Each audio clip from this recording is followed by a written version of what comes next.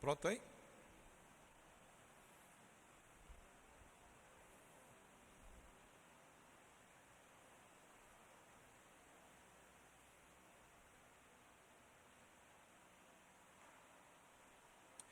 Graça e paz, meus irmãos.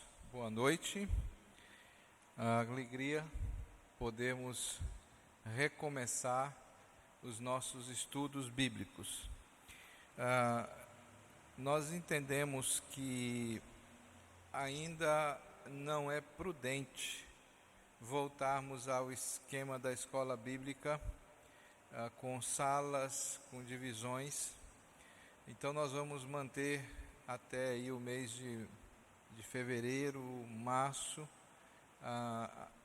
esse formato do estudo bíblico, para que a gente possa ter a presença dos irmãos conosco. E a partir de hoje nós não iremos mais fazer a transmissão ao vivo, né? Entendemos que algumas pessoas que podem estar presentes, e isso tem sido uma preocupação da gente, no geral. Tem inclusive um vídeo que o pastor Augustus Nicodemos fez, em que ele questiona essa atitude dos crentes que mesmo em meio à pandemia, fazendo todas as outras atividades, não frequentam a igreja por uma questão de comodidade. Então nós não vamos fazer a transmissão, vamos fazer só a gravação, para que algum irmão queira assistir posteriormente, vai estar no canal, né? Então nós vamos orar, pedindo a Deus que nos abençoe, que fale conosco, que nos ensine nessa oportunidade. Vamos orar ao Senhor. Pai, em nome de Jesus, eu quero agradecer ao Senhor pelo privilégio de estarmos na casa do Senhor, de estudar a palavra do Senhor, de aprender a palavra do Senhor.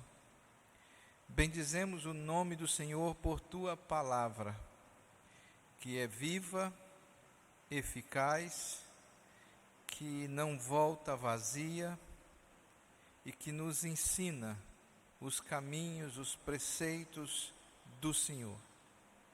Que hoje não seja diferente, que o Senhor fale conosco, que o Senhor nos instrua na Tua palavra.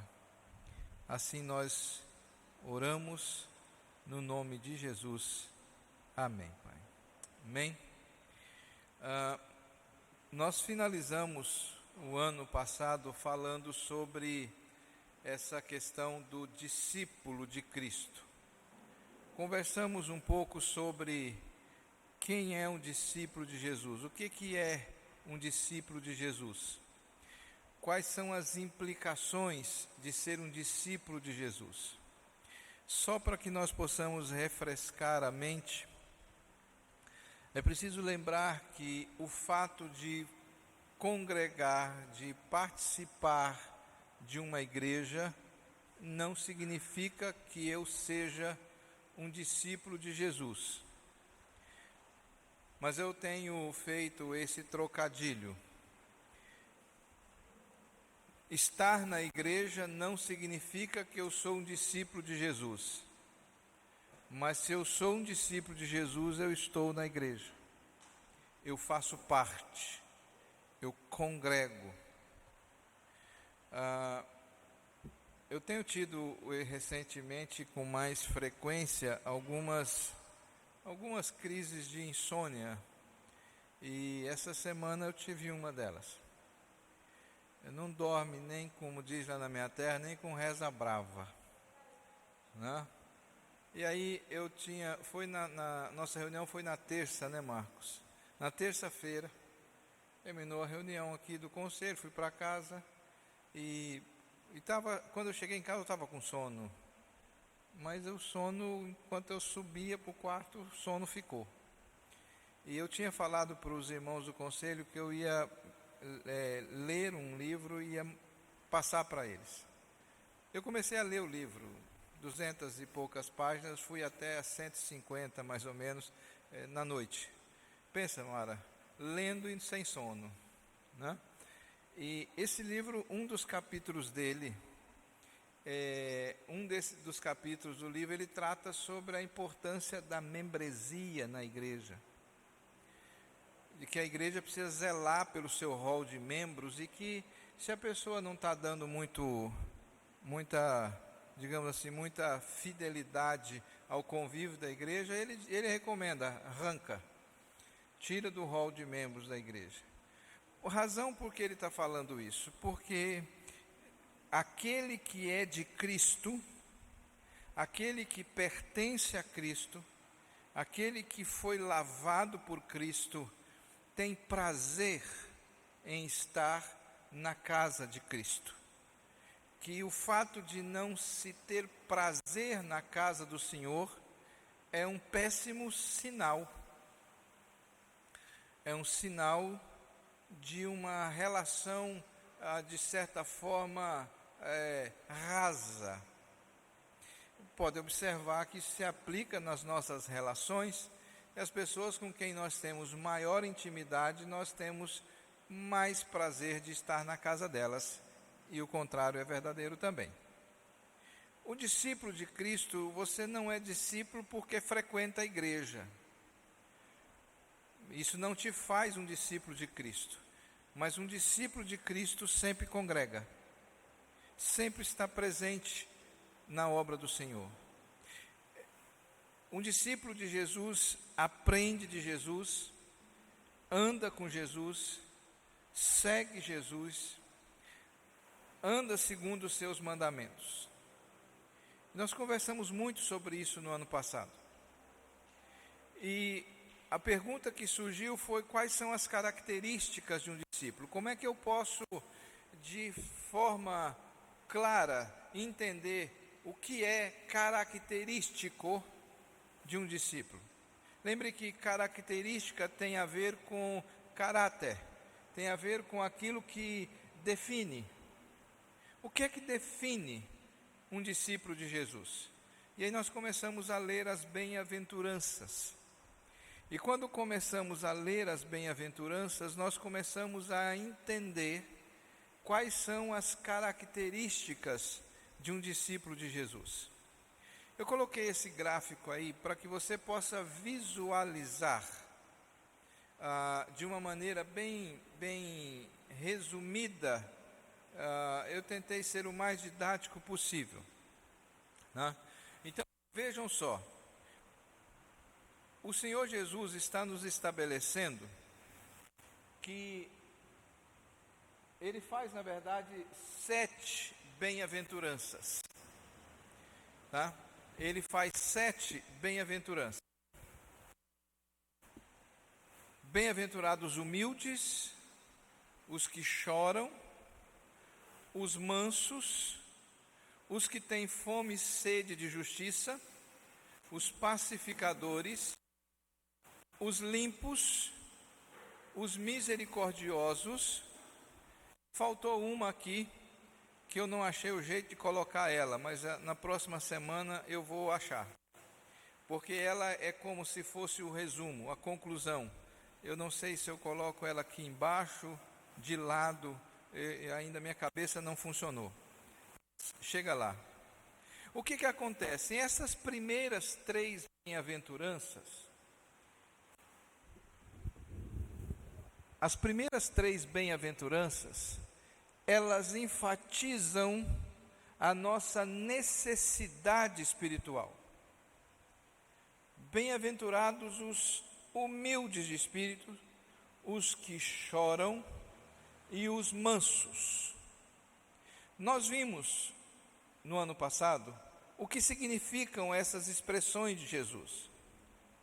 Os humildes de espírito são aqueles que reconhecem a sua pobreza, reconhecem que não possuem nenhum valor que possam agregar diante de Deus, que são pecadores, caídos, e que estão, por causa disto, destituídos da glória de Deus e sem condições. É interessante isso, a palavra condição é uma palavra matemática, financeira. Você já falou isso alguma vez, não é? Paulo Henrique já falou isso para Mara. Mara diz: Paulo, vamos comemorar nosso aniversário de casamento fazendo uma viagem para a Europa. Paulo Henrique disse: Mara, nós não temos condições. Condição tem a ver com capacidade, tem a ver com essa, se você pode ou não pode fazer alguma coisa.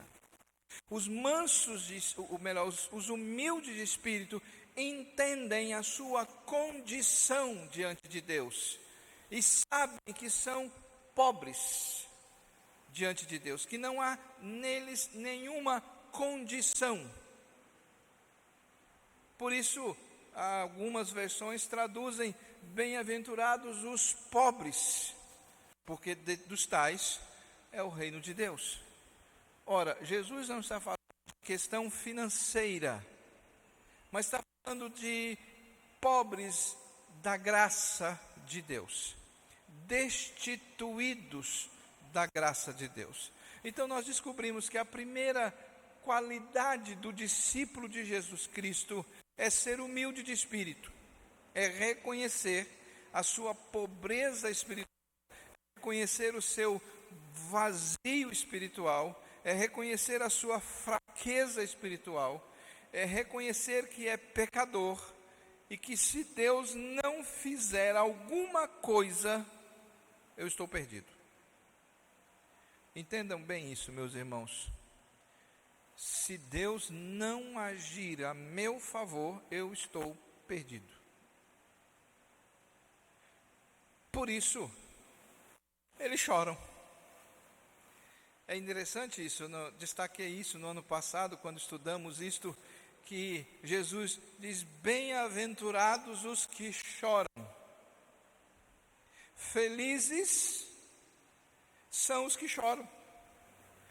Jesus parece que está invertendo a lógica da coisa.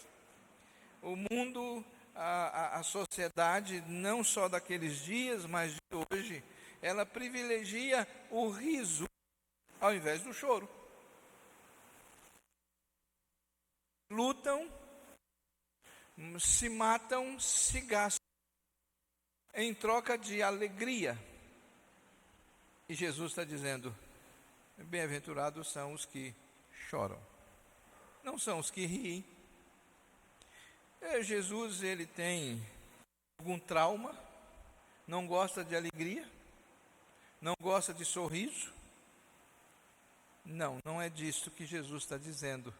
O que ele está falando é que bem-aventurados são aqueles que são pobres de espírito, reconhecem a sua pobreza diante de Deus e choram. Choram diante de Deus porque reconhecem a sua pobreza, reconhecem diante de Deus a sua incapacidade e choram. Como disse Paulo no capítulo 7 de Romanos: miserável homem que sou, quem me livrará deste corpo da morte? Bem-aventurados são aqueles que choram, porque reconhecem a sua necessidade espiritual.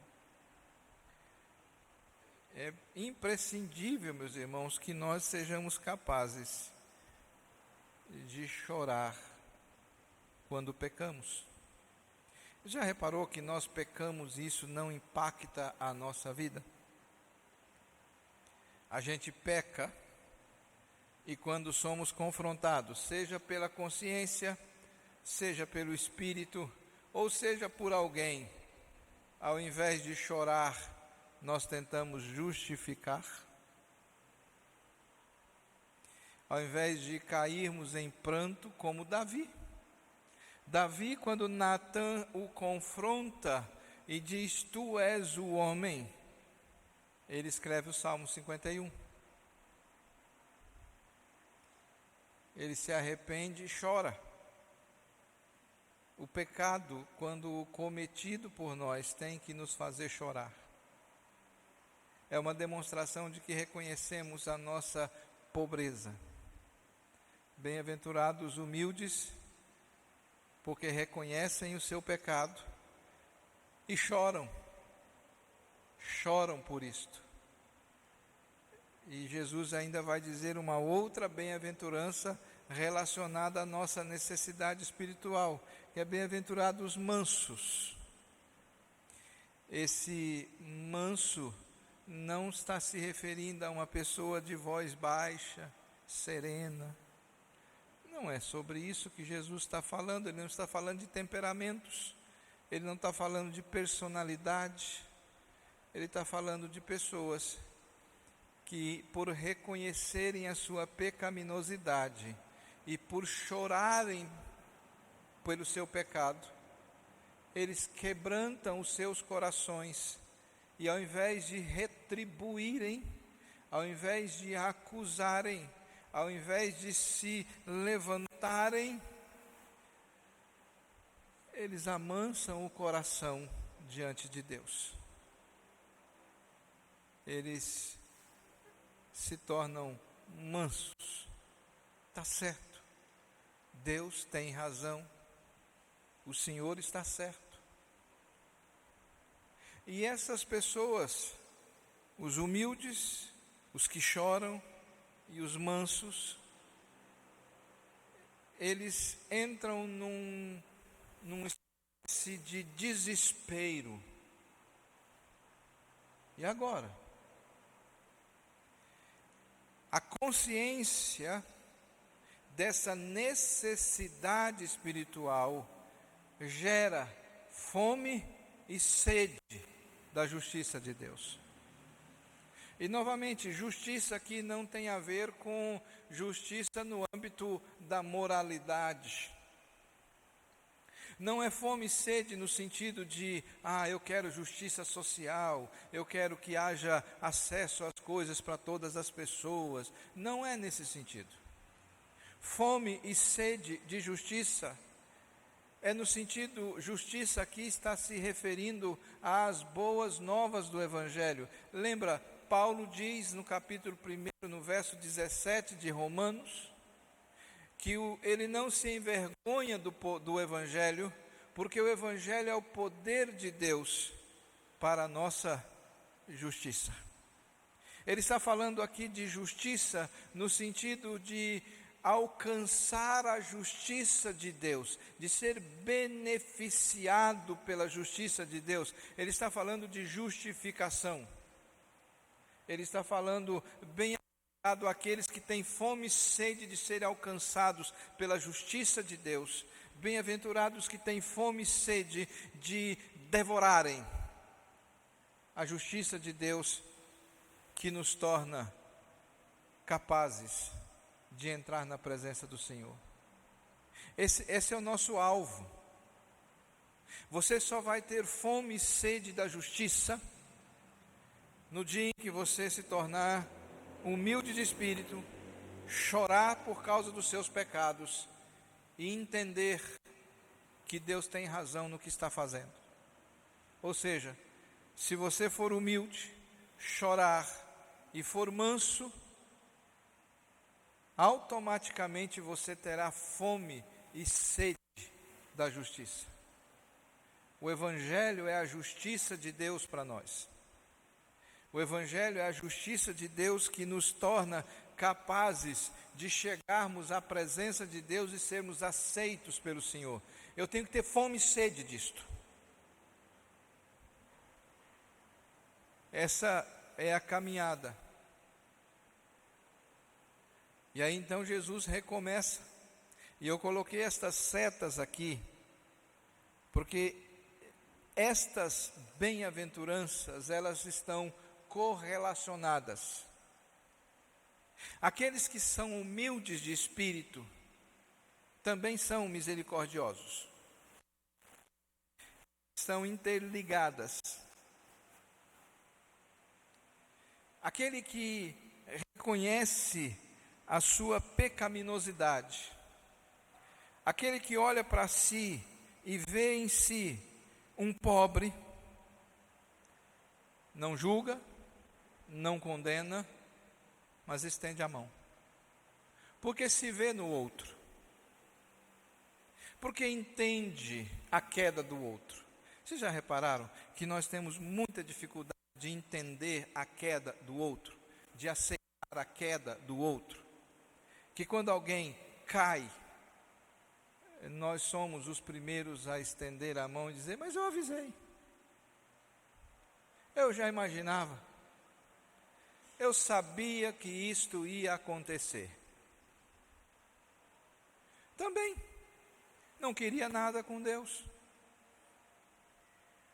Isto é sinal de que está faltando humildade de espírito.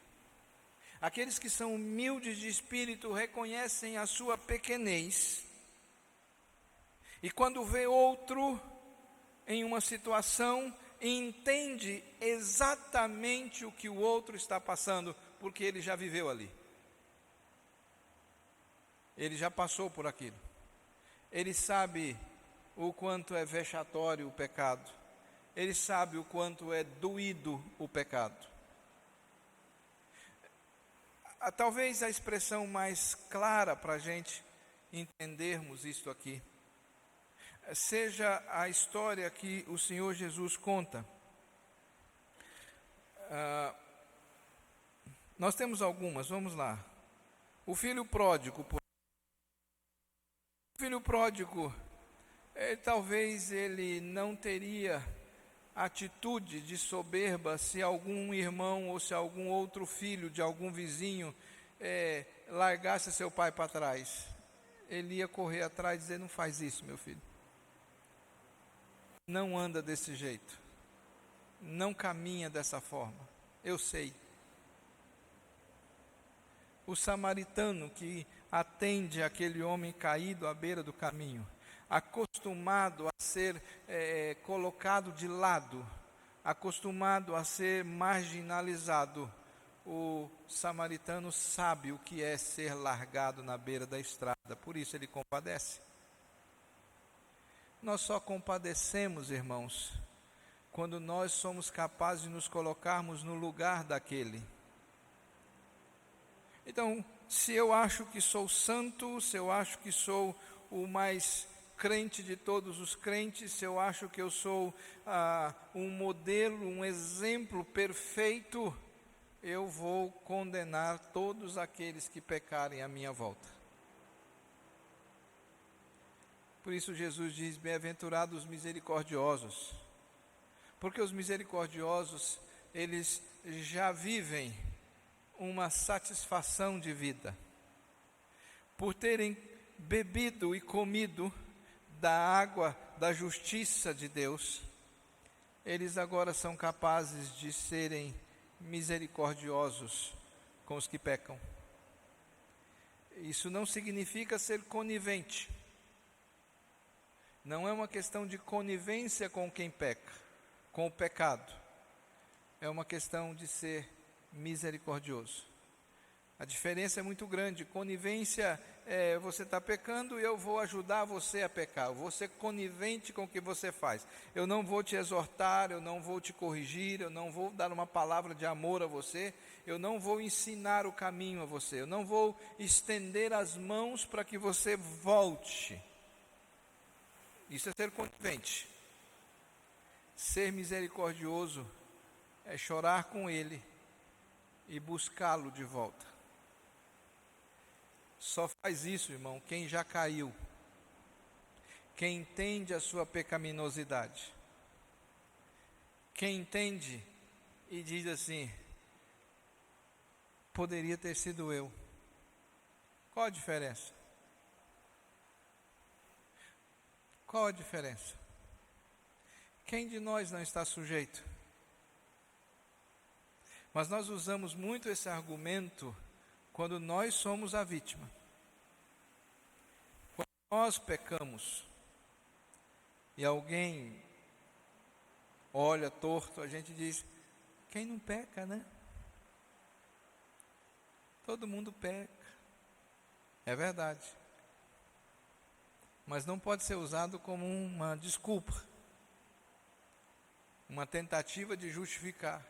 Você tem que chorar, lamentar profundamente.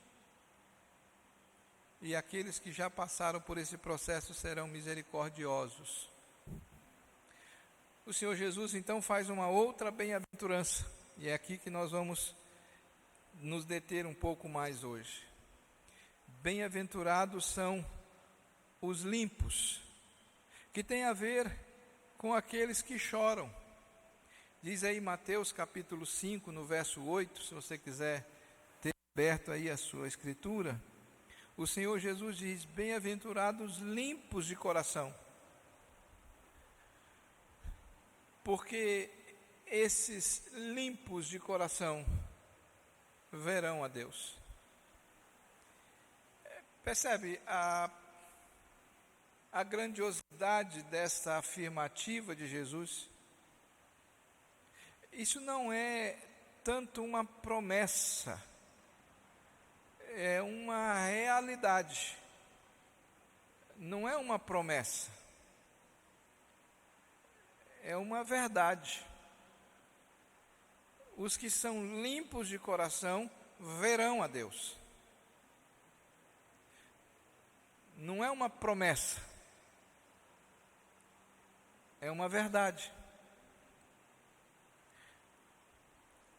Quem são esses limpos de coração? Quem são essas pessoas? Quem são esses limpos de coração?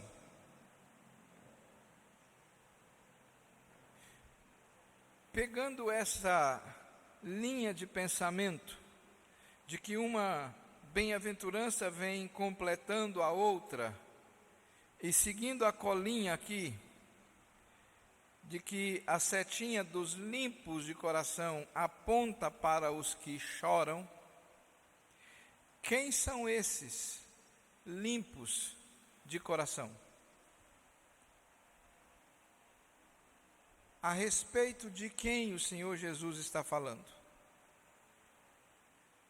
Ele está falando daqueles que haviam lamentado devido à impureza dos seus corações. Os limpos de coração são aqueles que choram, aqueles que lamentam.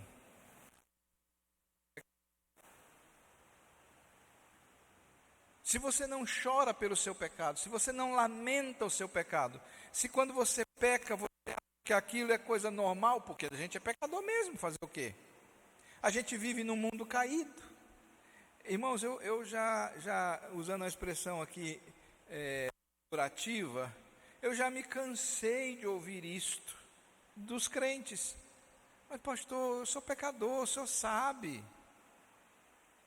Isso é típico de quem não se arrependeu, de quem não chorou, porque ele não está arrependido do seu pecado. Ele está dizendo: é normal, é natural pecar, pastor, o senhor não está entendendo. Não é normal pecar, não é natural pecar. Nós pecamos porque somos de natureza pecaminosa, mas nós temos uma nova natureza, nós temos o Espírito de Cristo em nós. Eu poderia citar aqui alguns textos, começando por Romanos capítulo 5, quando Paulo diz: não ofertais os vossos membros ao pecado. Ou seja, Paulo dizendo claramente: não caminhem pela jornada, pela estrada do pecado. Não oferte os seus olhos à pornografia. Não oferte as suas mãos à corrupção. Não oferte sua mente a ideias malignas.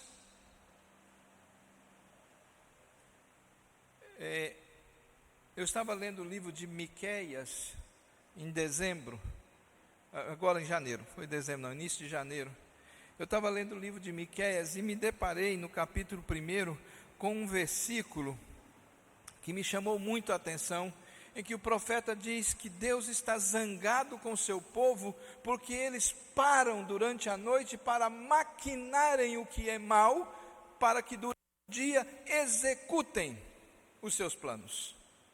Não ofereça à sua mente, a sua capacidade intelectual para maquinar o que é mal. Percebem? Nós pecamos porque somos de natureza pecaminosa, mas temos uma nova natureza em Cristo Jesus. E nesta nova natureza somos desafiados a não pecar. Cairemos. Por isso o apóstolo João diz lá no capítulo 1, que se pecarmos, temos um advogado junto ao Pai. Percebe? Ele está trabalhando com o pecado como uma exceção e não como uma regra. Ele diz, se você disser que não peca, você vai mentir, porque você vai pecar. Uma hora ou outra você peca. Mas se pecar, ou seja, não é o ideal, se pecar, nós temos um advogado. Paulo também, escrevendo aos Gálatas, no capítulo 5, ele vai dizer aos irmãos da Galácia, que nós temos que crucificar a nossa carne com Cristo. Fazei, pois, morrer a vossa natureza terrena. Entendem? Fazei morrer. É diferente. Lá em Romanos, Paulo diz que nós morremos com Cristo. Sim, morremos. O batismo é símbolo disto. O batismo é uma encenação disto. Quando nós batizamos, nós encenamos.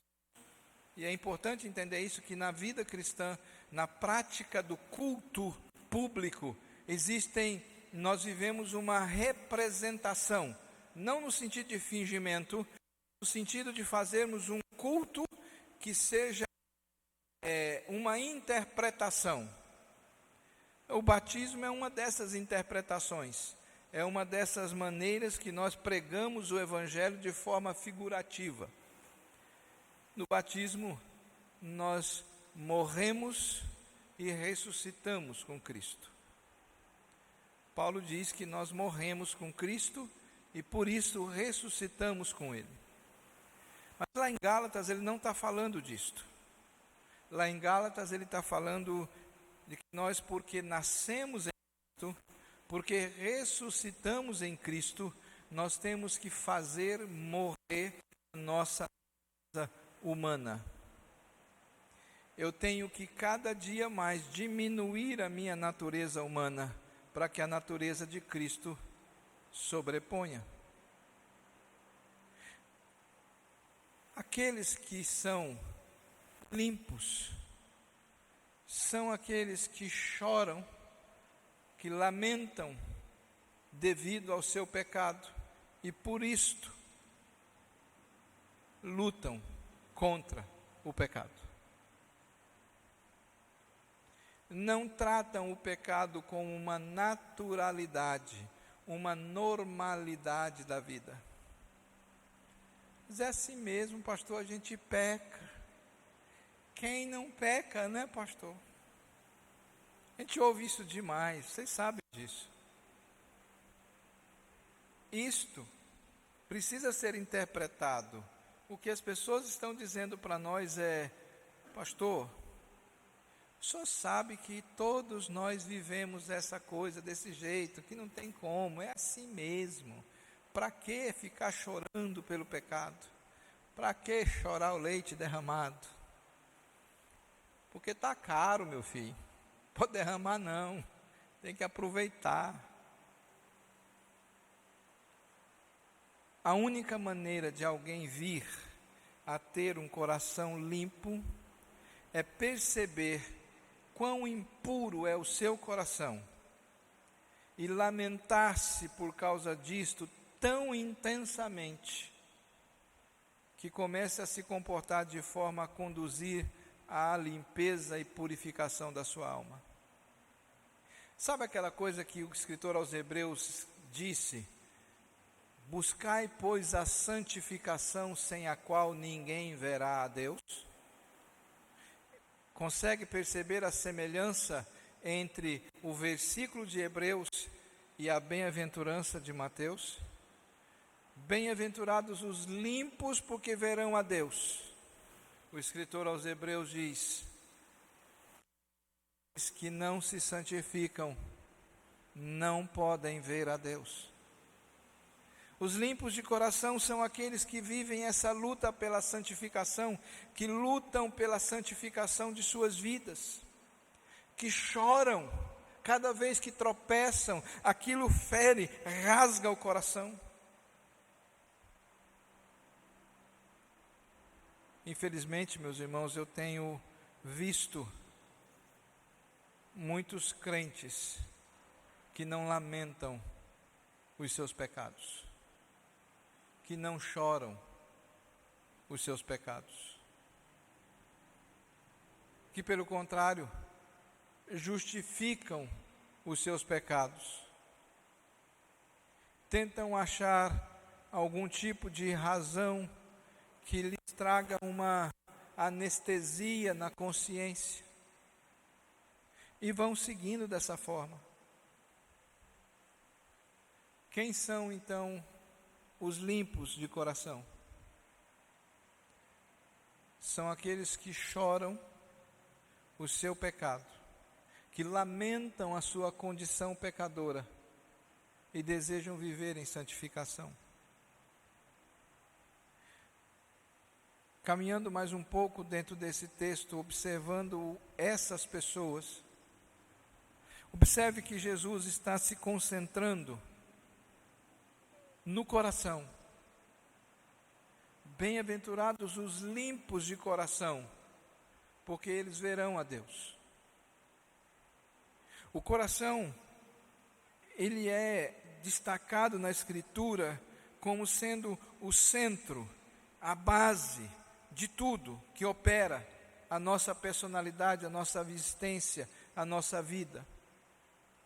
O escritor de Provérbios, capítulo 4, vai dizer que do coração procedem as fontes da vida. Vejam, a fé cristã, ela em última análise não é uma questão de doutrinas, não é uma questão de entendimento, não é uma questão de intelecto, mas ela é uma condição do coração.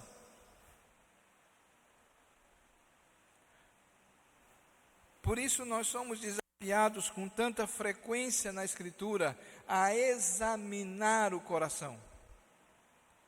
O profeta Jeremias, no capítulo 17, pergunta, ele primeiro afirma e depois pergunta, ele afirma: o coração do homem é corrupto, profundamente corrupto. Quem o esquadrinhará? Quem pode conhecer esse coração? Quem pode entender o que se passa nesse coração? O Senhor responde: eu. Eu esquadrinho o coração para ver o que tem dentro dele e para retribuir a cada um segundo o que encontrar lá dentro.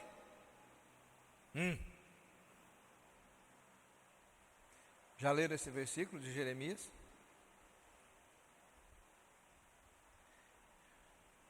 Primeiro ele afirma: o coração é corrupto, profundamente corrupto, intensamente corrupto. Quem pode decifrá-lo? Lá no céu se levanta uma mãozinha e diz: eu posso, e eu faço, para poder retribuir a cada um segundo o que eu achar lá dentro. Não é um bom negócio esconder coisas no coração. você pode esconder de você. Alguns escritores chegam a afirmar que existe uma região tão profunda do nosso coração que nem nós mesmos sabemos. É quando, por exemplo, você ouve falar de alguém que fez determinada coisa, e você diz assim: eu nunca imaginava que essa pessoa pudesse fazer isto. Eu digo para você, nem ela. Porque isso estava no tão íntimo, no tão profundo, no tão abismal do seu coração, que nem ela mesma sabia que aqueles desejos existiam. E um dia elas afloraram, como um vulcão, que um dia explode.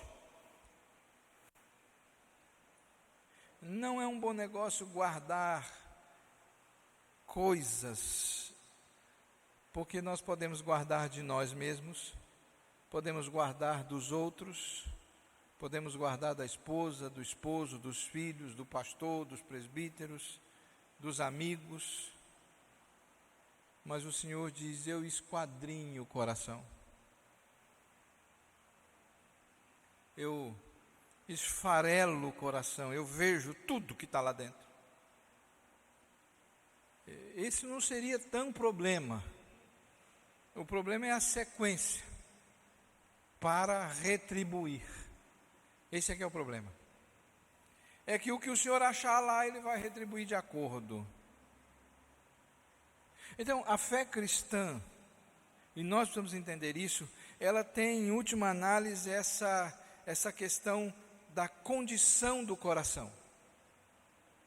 Os fariseus estavam preocupados porque os discípulos de Jesus passavam e colhiam espigas e comiam sem lavar as mãos.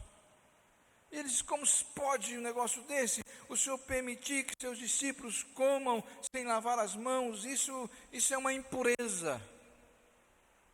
Jesus diz: no máximo uma giardiazinha, uma lombriguinha, nada que um remedinho não resolva. Nada que Lá no Goiás a gente chama de erva de Santa Maria. Aqui tem outro nome. Eu esqueci o nome aqui. Amarga mais do que a vida, né? Quase veio aqui na boca o nome, mas esqueci, né? Sabe não? Nada que um remedinho amargoso não resolva. Diz Jesus: o problema não é o que você coloca para dentro. O problema é o que vem do coração para fora, porque do coração procedem as palavras. É o coração que alimenta o que você fala. É o coração que alimenta o que você pensa. É essa profundidade, é essa coisa mais íntima sua que produz. Se o coração está cheio de imoralidade, as piadas serão imorais, a conversa será imoral. Outro dia eu estava na oficina consertando o carro e um cidadão conversando com outro, mostrando a foto de uma mulher e dizendo: essa aqui me cobrou tanto. A cabeça está naquilo, a conversa é aquilo. Não tem outro assunto. Vamos conversar de futebol? Vamos conversar de futebol. Daqui a pouco joga. Entende? Porque se o coração está cheio, é aquilo que vai prevalecer. Se você não enche o coração com pureza, se você não luta no coração com a palavra de Deus para trazer pureza, o resultado vai ser impureza. Por isso a ênfase de Jesus em que você tem que lamentar e tem que chorar. Aqueles que são limpos de coração choram, lamentam os seus pecados. Abrem seu coração. Deixam Deus vasculhar Quando Davi é confrontado por seu pecado pelo profeta, ele escreve o Salmo 51 e ele diz: sonda-me e vê se há em mim algum caminho mau. Entendem? Vejam o que Davi está nos dizendo. Ele acabou de ser confrontado com um pecado abominável. Ele não só cometeu adultério, como ele traiu o seu melhor amigo e mandou matar o seu melhor amigo. Não foi uma coisinha simples. E quando ele é confrontado, ele ora e diz ao Senhor: sonda e veja se há em mim algum caminho mau, porque depois disso eu acredito que eu possa fazer qualquer tipo de coisa. Então, olha para mim, vê se tem dentro de mim ainda algum caminho mau e me ajuda, porque se o Senhor não fizer alguma coisa, o meu coração torto, mau, vai fazer outra coisa terrível. Esses são os limpos de coração, são aqueles que sondam, que pedem a Deus para sondar seus corações,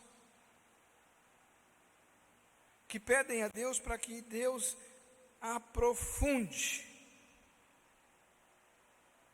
e faça um exame profundo do coração.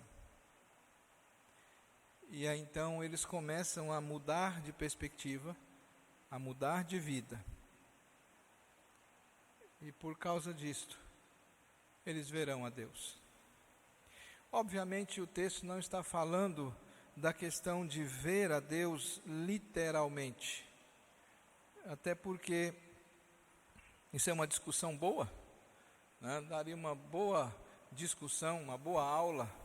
Será que nós podemos ver Deus? Tem gente que acha que sim, tem gente que acha que não. Deus é espírito. Além de Deus ser espírito, a sua glória nos impediria, mesmo sendo regenerados e restaurados, mesmo vivendo em perfeita comunhão com o Senhor na eternidade, a glória do Senhor é imensamente maior do que nós possamos imaginar, e talvez seja improvável que a gente veja o Pai. Mas Jesus já nos confortou o coração dizendo: quem me vê a mim, vê ao Pai.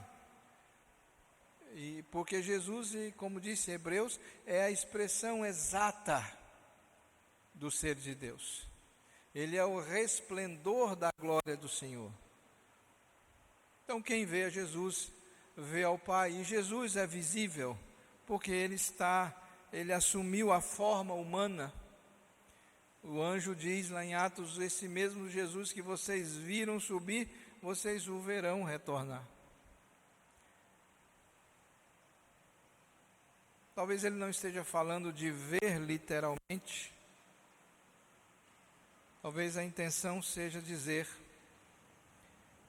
que aqueles que buscam pela santidade verão a Deus, poderão conviver com Ele, terão comunhão com Ele, participarão com Ele.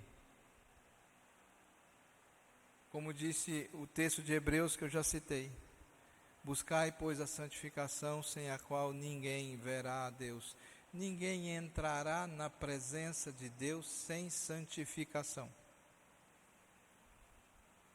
Não adianta.